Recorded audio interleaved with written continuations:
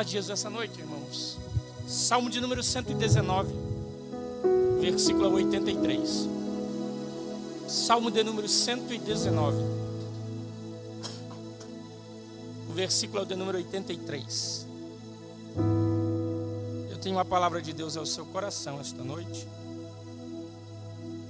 Quando fui informado que deveria ministrar hoje, que iria ministrar hoje, Deus trouxe ao meu coração este texto. Salmo 119. Pastor, eu nunca li o Salmo 119. Pois é, hoje a gente vai ler um pouquinho, né? Mas bem pouquinho, te prometo. Salmo 119, versículo 83. Eu ainda ouço barulho de Bíblia, isso é maravilhoso. Agora sim, diz assim a versão que tem em mãos: Fizeste-me como um odre na fumaça, todavia não me esqueço dos teus decretos. Permita-me repetir.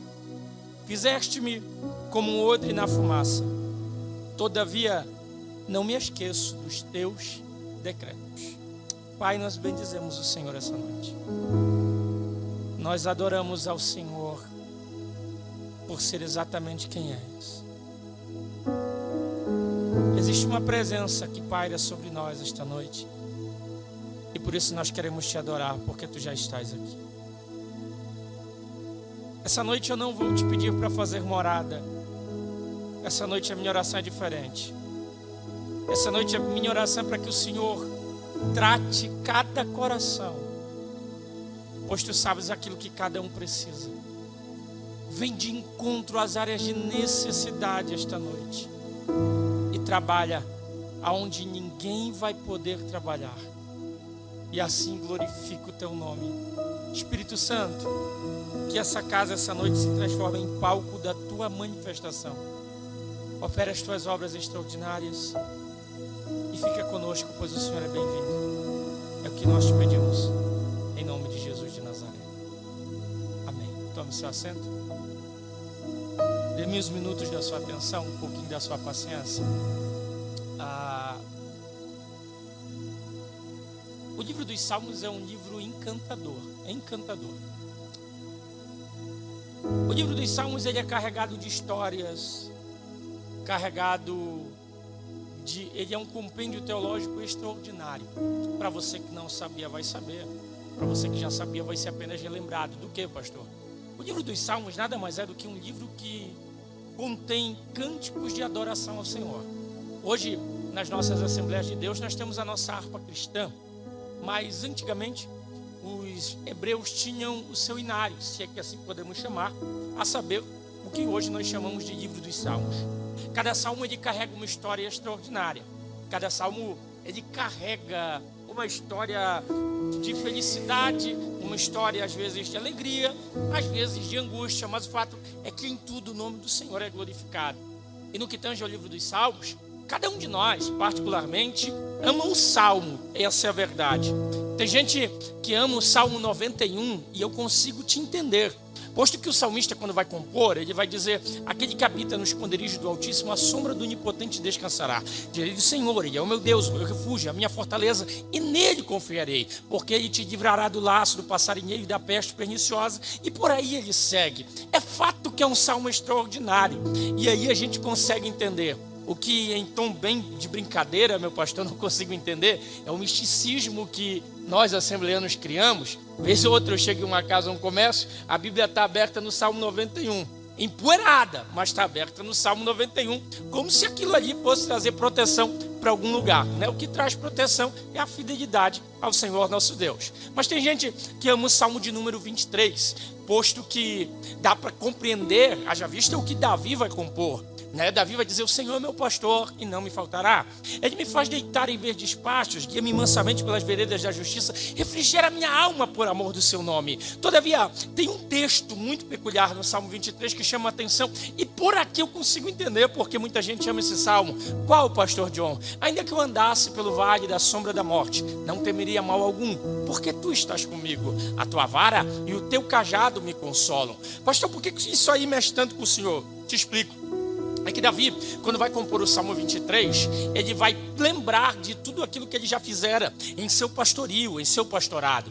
Posto que esse texto do Salmo 23, ele não é apenas um cântico, ele não é apenas algo alegórico, ele fala de uma realidade. Qual a realidade, pastor? Em determinada região de Israel, havia um vale chamado de Vale da Sombra e da Morte. Era um vale com uma subida muito dificultosa, e esta estrada que cortava esse vale, além de ser bastante íngreme, era cheia de buracos. As ovelhas tinham que passar por ali vez ou outra, se o pastor quisesse diminuir o tempo de viagem. Para rodear o vale, ele iria levar em torno de 4 dias. Para cortar caminho pelo meio do vale, ele ia levar 1 dia e meio. Todavia, as ovelhas, pelo instinto natural de sobrevivência, quando chegavam adiante do vale, posto que a ciência conseguiu comprovar que as ovelhas têm uma memória muito boa, quando chegavam adiante do vale, pelo instinto natural de sobrevivência, elas não queriam atravessar, elas não queriam começar aquela subida, porque talvez, muito talvez, lembrassem que ali alguma das outras companheiras morreu, caiu, quebrou uma pata. O fato é que elas não queriam atravessar aquele vale. Davi, lembrando disso, ele vai dizer: ainda que eu andasse pelo vale da sombra da morte, não temeria, porque o costume judaico vai dizer, a história judaica vai dizer que todo pastor que se preze, quando chegava naquele vale, iria atravessar, pastor Elias, quando ele via que as ovelhas não queriam atravessar pelo instinto natural de sobrevivência, ele começava a cantar. E aí, aqui fica interessante, porque as ovelhas até temiam atravessar, mas quando o pastor começava a cantar, elas de bom grado e sem temer, começavam a seguir aquele pastor fazendo aquela travessia, porque toda ovelha conhece a voz do seu pastor e sabe que a voz do pastor não vai te levar para lugar difícil, a voz do pastor, melhor, a voz do pastor não vai te levar para a morte, a voz do pastor vai te conduzir em meio ao vale da sombra e da morte, mas vai te levar para onde as águas são verdejantes, os pastos são tranquilos. Me permita aplicar isso aqui na sua vida. Não tenho ideia de como você chegou aqui essa noite, mas Jesus te trouxe aqui para te dizer: esta noite, abra os ouvidos, ouça a minha voz. Eu quero te arrancar de dentro do vale da sombra e da morte e te fazer chegar nos pastos verdejantes, diz o Senhor. Aleluia.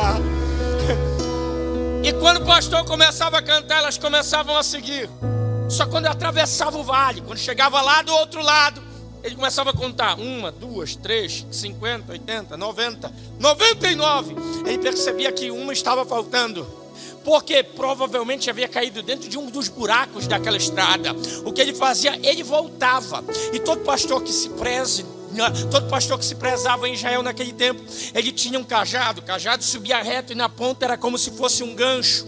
Por quê? Porque com aquele cajado o pastor pastoreava as ovelhas e ensinava elas a caminhar, tocava elas para frente, porque vez ou outra uma ovelha empacava e não queria ir. Então o pastor com aquele cajado conduzia elas. Só que o mesmo cajado que servia para conduzir, quando o pastor voltava, começava a olhar nos buracos da estrada, ele tinha certeza que em um buraco ou outro ele iria encontrar a ovelha. Quando ele encontrava a ovelha caída, com a pata quebrada, ferida, sem ter como sair do buraco, ele virava o cajado de ponta cabeça, enganchava a ovelha naquele gancho, puxava ela, tirava do buraco, carregava no colo e fazia com que ela chegasse do outro lado. Porque todo pastor que se preze, ele não abre mão de quem caiu, ele não abre mão de quem pegou, ele não abre mão de quem se entregou, de quem entrou em uma furada, de quem caiu em um buraco. Não entendi, me permita, porque eu já arrepiei. Jesus te trouxe aqui esta noite para te dizer: te conheço, sei quem você é, conheço a tua atual situação, sei que está difícil, sei que o vale é escuro, é frio, tem sombra, tem morte, mas fica tranquilo. Se caiu em um buraco, não conseguiu mais atravessar, hoje eu te trouxe aqui para te dizer: estou indo ao teu encontro, e se for preciso te carrego no colo, mas te faço atravessar, diz o Senhor.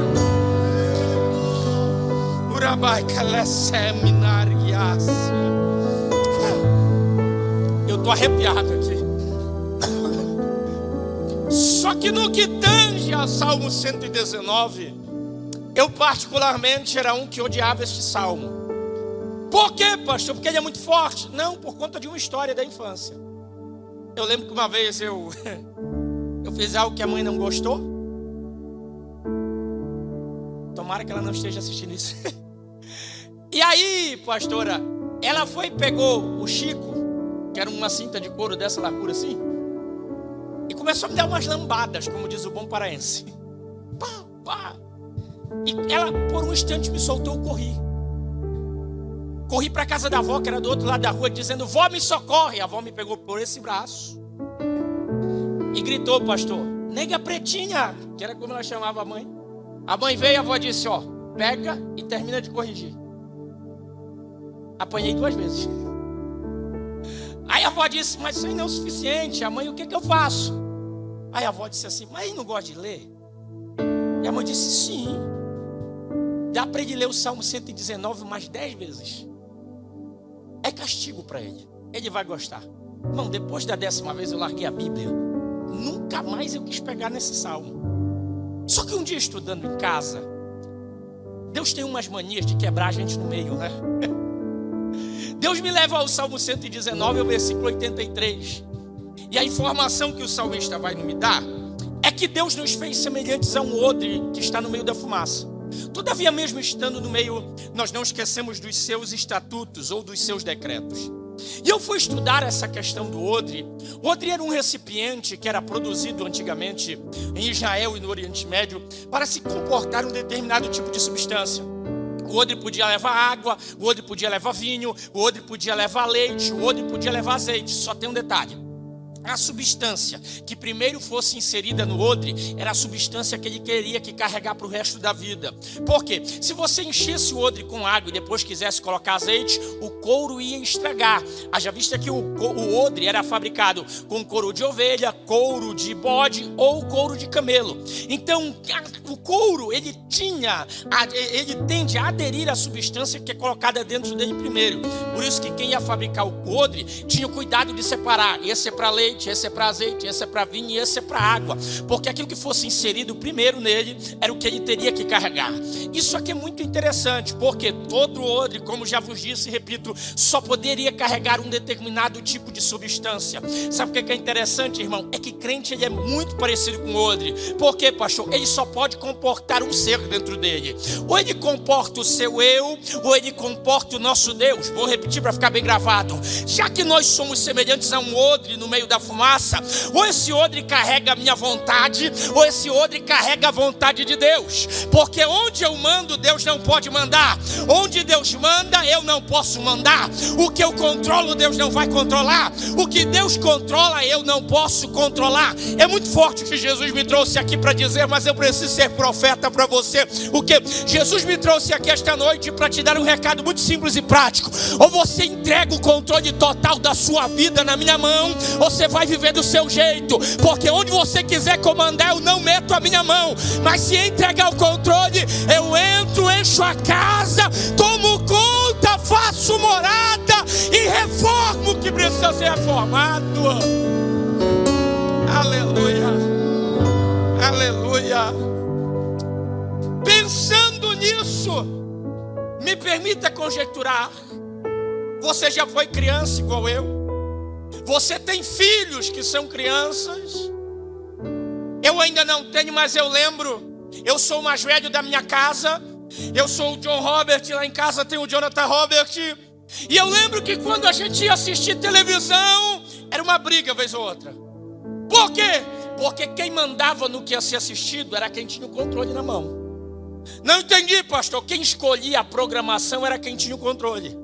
E o Jonathan, no geral, não gostava do que eu gostava, e eu não gostava do que o Jonathan gostava. Mas quem tinha o controle na mão, pastora, determinava aquilo que seria feito na TV. Me permita fazer uma comparação um tanto simplória: se você fosse uma TV, o controle estaria na mão de quem? Se a tua vida fosse uma TV, o controle dela estaria nas mãos de quem? Se a sua resposta é: pastor, o controle estaria nas minhas mãos, você veio para o lugar certo. Porque Jesus te trouxe aqui hoje só para te dizer: daqui, deixa eu comandar, deixa eu conduzir, deixa eu fazer aquilo que precisa ser feito na tua história, que do teu jeito não está dando certo. E aí, quem ia fabricar o odre escolhia o material, escolhia o couro da ovelha, do camelo, do bode. Iria cortar com uma faca quase que cirúrgica, com uma faca bem afiada e uma precisão quase que cirúrgica. Por quê, pastor? Porque não poderia ficar nem um pedaço de carne. Por quê? Porque o menor pedaço de carne que ficasse iria estragar o couro, iria estragar o odre. Pastor, mas se ficasse um pedacinho, quando você colocasse água, ia entrar em estado de putrefação, a água ia se tornar impotável. Pastor, mas se colocasse leite, ia fermentar. Pastor, se colocasse azeite, estragava. E se colocasse vinho, fermentava mais do que o normal. Não entendi. Você começou a perceber que o menor pedacinho de carne que seja estragava a obra do fabricante do odre. O menor pedacinho de carne que fosse iria tornar o odre inutilizável. Por quê? Porque, irmão, a carne tende para o pecado, a carne pende para as coisas que é má. E se existe uma verdade, a verdade é que a carne, ela estraga tudo aquilo que ela toca. Porém, tudo aquilo que é tocado pelo Espírito de Deus é transformado. Ele tinha que arrancar o couro. Só que ainda que fosse cirúrgico, Mateus, ia ficar uns pedacinhos de carne. E aí, pastor, ele iria encontrar um rio, não muito largo, mas que tivesse correnteza, e que a correnteza não fosse tão fraca. Ele iria amarrar uma corda nas duas margens do rio, iria amarrar duas pedras nas pontas do odre, e as outras duas pontas amarrava na corda e lançava o couro dentro d'água. Para quê, pastor? Para a água ir lavando aquele couro. E com a força da correnteza, os pequenos pedaços de carne começavam a despregar. Quanto tempo isso levava, pastor? Em torno de 48 horas no mínimo. Sabe o que isso aqui me ensina? Isso aqui me ensina que as coisas de Deus não acontecem no estalar de dedos. Isso aqui me ensina que os processos que Deus nos insere, eles até iniciam em estalar de dedos, mas eles não terminam no estalar de dedos. Todo o processo de Deus leva tempo. E tem momentos na nossa história que Deus permite que passemos por determinados processos que a gente não entende. Alguém olha para o céu e diz: Deus, eu sou dizimista fiel da tua casa, procuro andar reto diante dos teus caminhos, procuro ser justo, mas mesmo assim algumas questões me alcançam, alguns processos me alcançam, algumas lutas me alcançam. Pois é, Jesus te trouxe aqui para te dizer: é através destes processos que eu estou te aperfeiçoando e trabalhando na tua vida. Nada é no estalar de dedos, tudo leva tempo. O odre, o couro que vai ser usado para o odre, ele fica submerso pelo menos 48 horas. Para quê? Para a água ir lavando e tirando os pequenos pedaços de carne. Tem um detalhe interessante. Qual, pastor? Sabe qual é o detalhe interessante, meu amigo presbítero Leonir? É que a água é uma tipologia do Espírito Santo na Bíblia.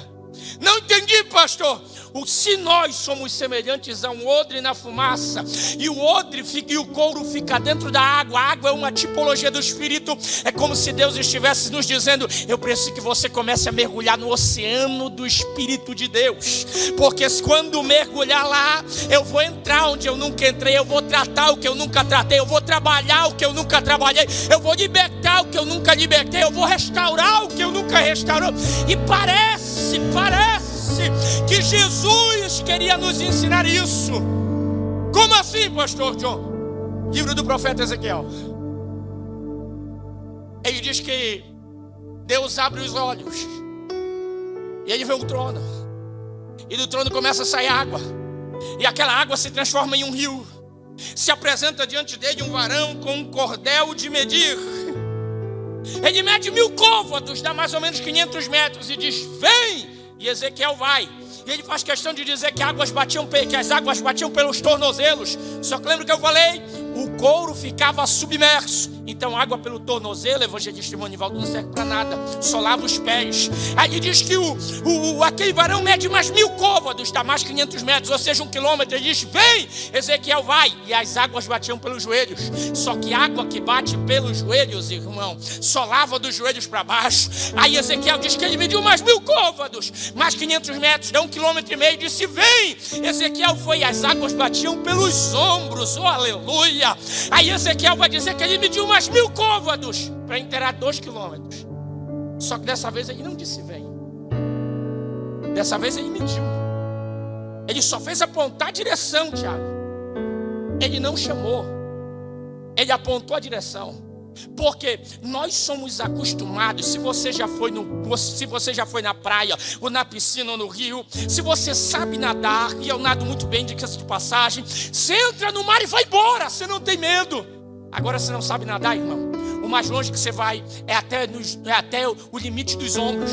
Quando as águas batem pelos ombros, se você não sabe nadar e o medo tomar conta, você vai até ali, sabe por quê? Porque se você ficar apavorado, sabe que é só esperar a primeira onda vir, pular nela, ela te joga na beira da praia e você volta para onde é um campo de segurança, para onde é uma área de segurança para você. Sabe o que é interessante? É que nós somos acostumados a querer dizer, a querer limitar até onde Deus pode agir na nossa vida, até onde Deus pode trabalhar, até onde Deus pode fazer. Não, Deus, não, Deus, tu só pode vir até aqui. Porque se as águas passarem dos ombros, eu perco o controle. Se eu passar daqui, o Senhor vai controlar tudo. Então vamos deixar até aqui, porque até aqui o Senhor manda, eu mando em parte. Até aqui o Senhor comanda, eu comando em parte. Só tem um detalhe: quem não tem atitude, quem não toma a decisão de mergulhar, vai continuar vivendo coisas superficiais. Se quiser conhecer a Deus, se quiser viver milagre, se quiser ver coisas extraordinárias acontecerem, decida mergulhar de cabeça no oceano do Espírito de Deus. Mergulhar é se entregar, mergulhar é se largar na mão dele, mergulhar é deixar tudo no controle dele. Uma vez mais eu digo, não sei o que você veio fazer, como você chegou aqui, ou o que veio fazer aqui, mas eu estou arrepiado. Jesus te trouxe aqui para te dizer: faz tempo, faz muito tempo que eu te apontei o caminho, só que decidir me conhecer é opção sua. Decidir viver coisas sobrenaturais é decisão sua. Ah, pastor, mas assim, eu ouvi um testemunho. Deus não quer que você viva de testemunho alheio. Deus quer te dar tuas próprias experiências. Deus quer te levar a um nível mais profundo de intimidade, a um nível de intimidade onde você não fala nada, Ele simplesmente se manifesta. Você adora, Ele simplesmente te trata e você glorifica. Deus quer te levar a um nível muito mais profundo de revelação com intimidade com Ele. 48 horas se passam. Quem está fabricando o odre tira o couro de dentro d'água. E aí, ele deixa secar a sombra. Secou. Ele pega um banquinho e uma escova de aço.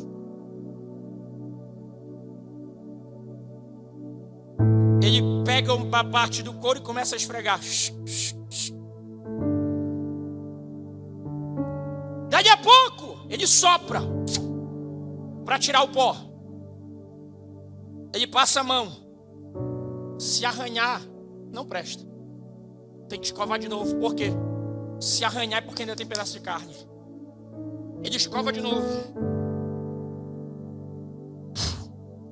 Passou a mão. Não arranhou, dá para continuar o processo. Só que essa escova de aço, irmão, ela tem origem em uma palavra grega, tribulon ou tribulion. Por sinal, esta palavra grega tribulon ou tribulion, ela te lembra uma palavra portuguesa, não lembra? Lembra, não lembra? Qual é a palavra que te lembra? Fala bem alto para mim. Fala mais alto. Pasmem, senhoras e senhores, a palavra tribulion é a palavra grega que vai dar origem à palavra tribulação. Não entendi, pastor, me permita ser boca de Deus para você. As tribulações da vida que enfrentamos nada mais são do que as ferramentas que Deus está usando para nos preparar, nos estruturar para desfrutarmos da plenitude daquilo que Ele tem para nossa história. Não, você não entendeu, eu vou melhorar, porque só 2 ou 3 pessoas levantaram a mão.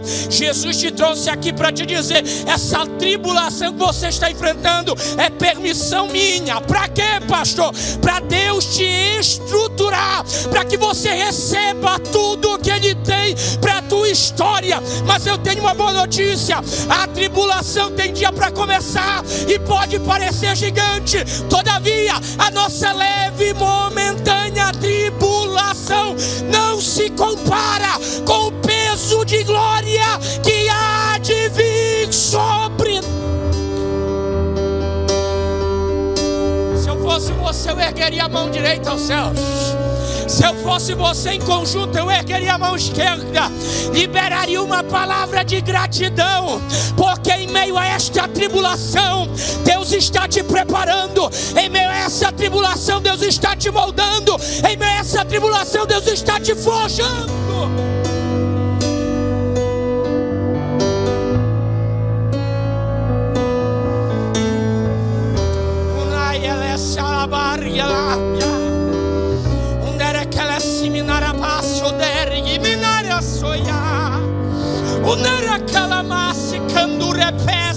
Eu estou sentindo Deus.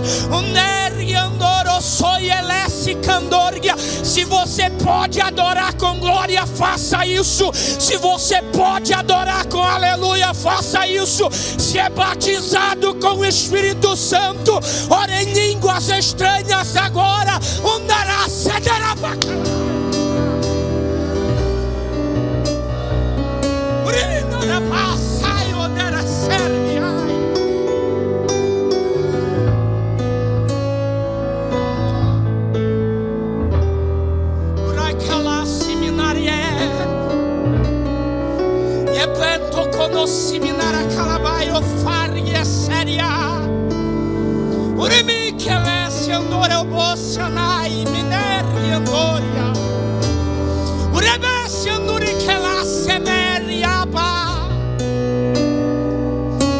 Tá doendo, é Deus processando. Não tenho mais força, não desiste. Tá doendo demais, é Deus trabalhando. É Deus trabalhando.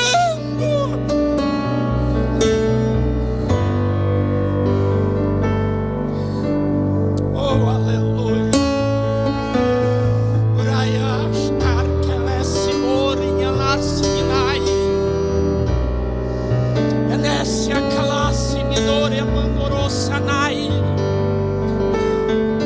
Eu tô arrepiado.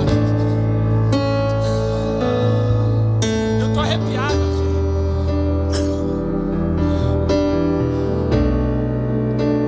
Processos.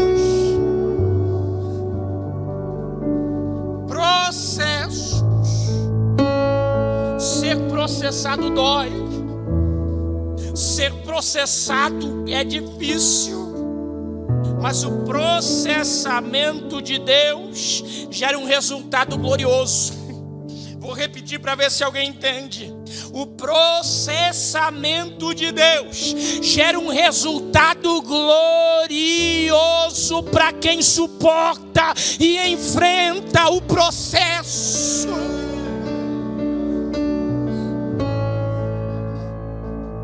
Escovou todo o couro, lava de novo.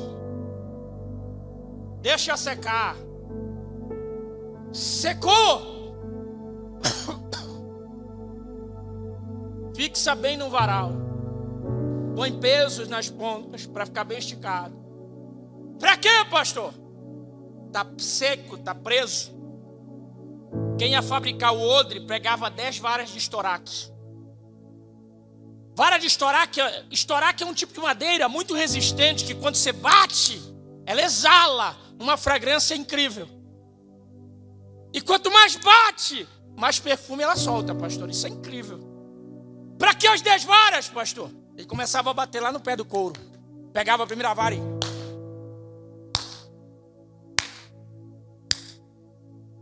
até o couro rasgar ou a vara quebrar.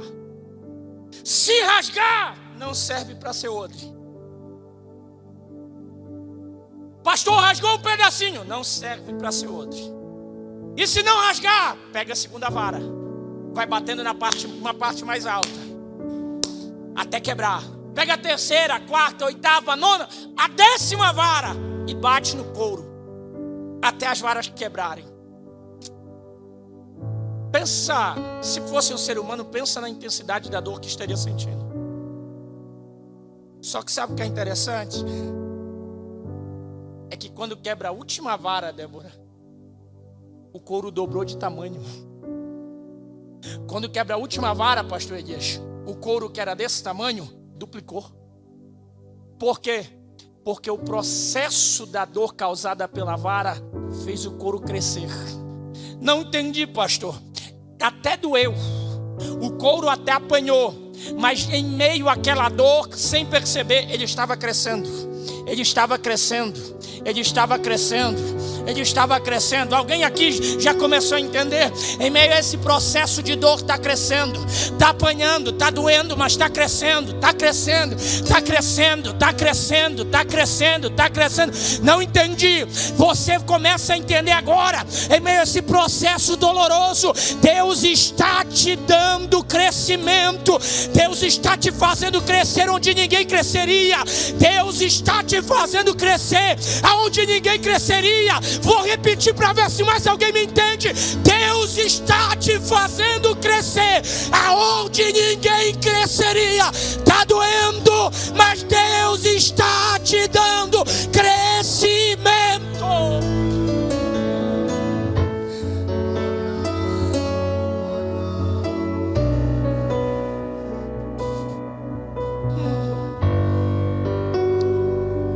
Me permita ser pedagógico.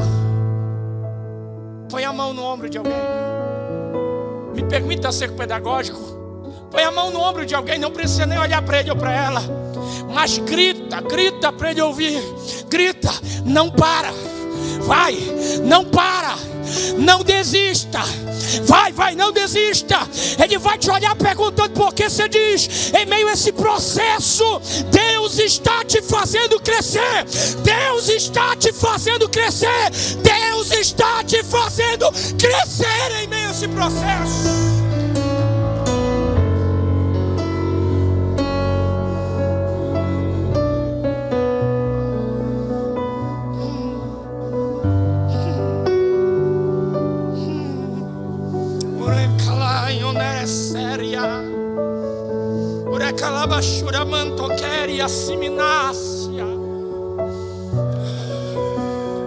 O processo para ser odre é doloroso. Porque depois que cresceu o evangelista Irmanivaldo, ele senta no banco, pega a agulha e linha, o couro e começa a costurar. Só que o ponto tem que ser firme e bem junto. Sabe para quê? Para não ter brecha, porque se tiver brecha, perde o conteúdo do odre. Não entendi, pastor. Irmão, quem aqui já se cortou a ponto de ter que levar ponto? A ponto de ser costurado, levante a mão. Você vai entender bem o que eu digo. Eu nunca tinha sido costurado na vida. Em setembro, assim que eu cheguei aqui, eu tive que levar um ponto dentro da boca. Literalmente um ponto. Então meio que nem conta com costura. Mas irmão, quando você se corta e tem que levar ponto, me perdoe se alguém aqui está assistindo, se alguém que está aqui trabalha na área ou alguém que está assistindo está. Isso é uma brincadeira. Pastor Jeremias, eu penso às vezes que o anestesista ele tem parte com o Jânio. Que assim, ó, eu nunca entendi. Se alguém entender, depois me explica. Quando vai dar anestesia, pastora, do meu ponto de vista, era só inserir a agulha e jogar o líquido. Mas não, ele insere a agulha e tam para cima, depois tam para baixo. Irmão, você sente uma dor durante uns 15 segundos, até aquele líquido fazer efeito, que dói, irmão. Dói. Eu nunca tive coragem de perguntar, porque eu levei anestesia poucas vezes na vida. Mas se você souber, depois me explica. E aí, quando ele vai dar o primeiro ponto, você ainda sente a fisgada, né? Do segundo ponto em diante, você não sente mais nada. Então a verdade é que mesmo com anestesia dói. Agora imagina ser costurado sem anestesia. Por quê, pastor? Porque é o que Deus está fazendo com muita gente aqui essa noite. Nesse processo de costura, e eu estou encerrando, ele vai fechando as brechas, e quando ele vai fechando brechas, minha pastora, a gente vai perdendo alguns pseudo-amigos. A gente vai perdendo algumas oportunidades. A gente vai perdendo algumas coisas. Na nossa ótica é perca. Na ótica de Deus, ele fechando as brechas. Vou repetir para ficar bem gravado. Na nossa ótica, o que estamos vivenciando é perca. Na ótica de Deus, é ele fechando as brechas. Ele precisa fechar as brechas, costurar e fechar as brechas. Por quê? Porque senão o azeite vaza, o vinho vaza, o leite vaza, a água vaza. E não pode vazar. Se vazar, você morre no deserto. Ele vai fechando as brechas. E aí, a gente encerra. Quando ele terminou de fechar as brechas, estava aqui embaixo. Vocês são uma igreja inteligente. Faz 4 anos que vocês ouvem o pastor Jeremias e o pastor Valdemar. Quando ele estava costurando, estava aqui embaixo, o pastor Valdemar. Mas quando ele termina de costurar, ele enche. E depois que enche, ele põe no lugar para todo mundo ver. Não entendeu? Vou repetir. Ele costura. Quando ele está no processo de fabricação, ele está aqui embaixo, ninguém está vendo. Mas quando ficar pronto, ele faz questão de encher com azeite, tampar e colocar em posição de destaque para que todo mundo veja. Oh, aleluia! Vamos encerrar. Deus é o mais interessado em cumprir tudo aquilo que Ele te prometeu.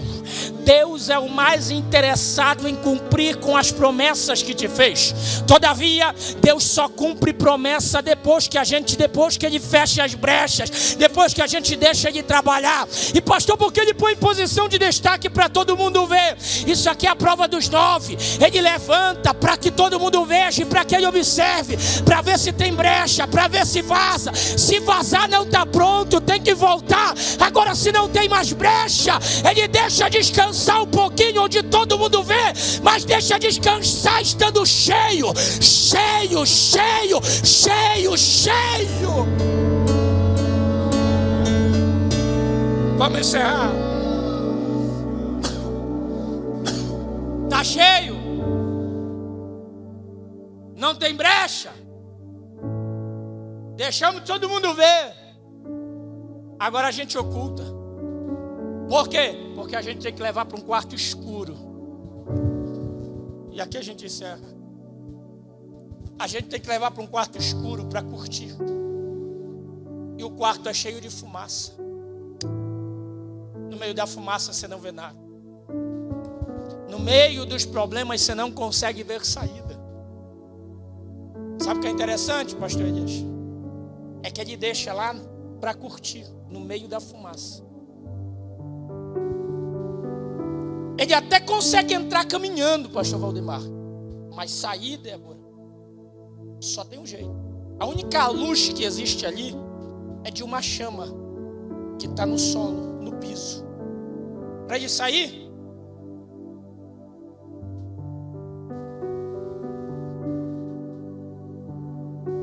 tem que sair de joelhos. Por quê? Porque no meio da fumaça dos problemas da vida, das lutas, eu não enxergo nada. Mas se eu dobrar os joelhos e abrir a palavra, ela responde: lâmpada para os meus pés e luz para o meu caminho é a tua palavra. Levante as mãos e me permita liberar uma última palavra. Jesus te trouxe aqui esta noite para te dizer: eu te criei semelhante a um odre no meio da fumaça. Mas mesmo onde a gente não consegue ver nada, existe uma palavra de Deus que ecoa aos nossos ouvidos. Qual? Fiel é aquele que fez a promessa. Fiel é aquele que fez a promessa. Fiel é aquele que fez a promessa. Não entendi, pastor. Quando não souber o que fazer, dobra os joelhos, vai orar. Quando não houver saída, dobra os joelhos, vai orar. Quando a tristeza vier, dobra o joelho, vai orar. Porque na oração tem resposta. Aleluia.